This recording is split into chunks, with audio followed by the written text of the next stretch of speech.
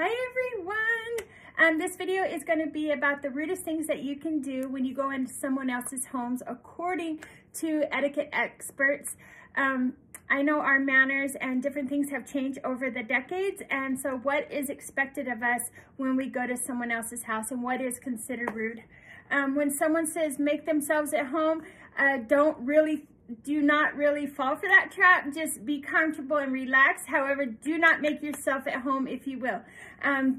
Do not expect a tour of someone else's place. Don't just go like wandering around someone else's place. That is a no-go.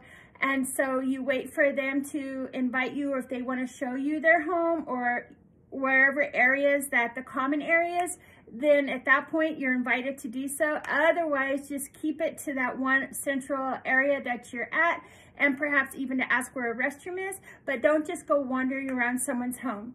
Also, do not overstay your welcome. Pay attention to people's body language. Maybe they're looking at their watch or looking at their phone and looking for time, right? Filling out what time it is. Or maybe the dishes are out, but then they're gathering your dishes and then they're going in the kitchen and cleaning everything. Maybe that's an indication. Or perhaps they just left the room for a minute and got in their pajamas. So just make sure you do not overstay your welcome. Or maybe even when you're coming in, you notice they're about ready to go out, then just come back at a later time. Do not overstay your welcome. Also, do not hide a mess. If you spilt your wine, or if your kids spilt pop, or if they have animals and your animals are allowed in their home, and there's an incident or accident, do not hide the mess. Quietly and discreetly go tell the person that you're visiting this ABC XYZ happened in their home, so they can address the situation. But just don't put your shoe over it. Don't just put your pillow over it, you know what I mean, or jacket over it.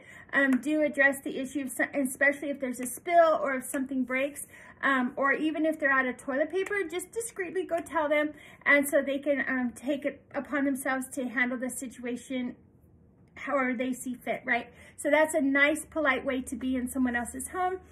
Also, do not disrespect their shoes. Some people do not like you to have shoes in their home or wear your shoes in their home. However, with that said, keep that in mind. So don't just go over. If you don't like to be barefooted, then make sure you bring like extra socks in your bag or in your car. Make sure you bring something so you're not barefooted. And it's always nice to ask, because sometimes, like for me, I don't wear shoes in my home, but I don't mind people wearing shoes in my home.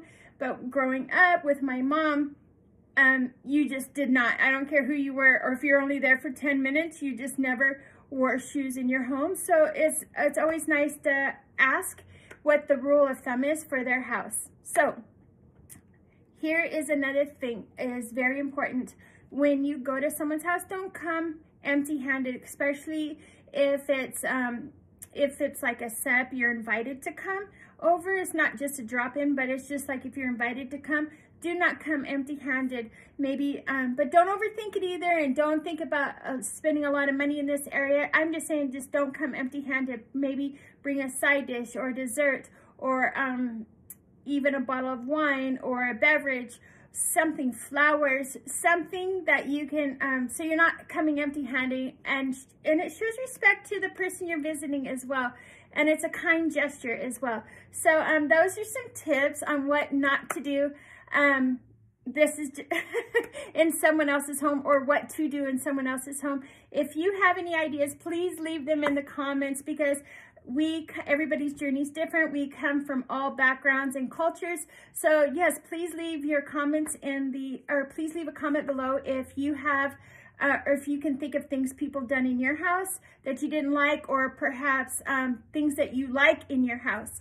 All right, everyone. Thank you for watching Life Accounts and Growing Pains, and I will see you on the next video.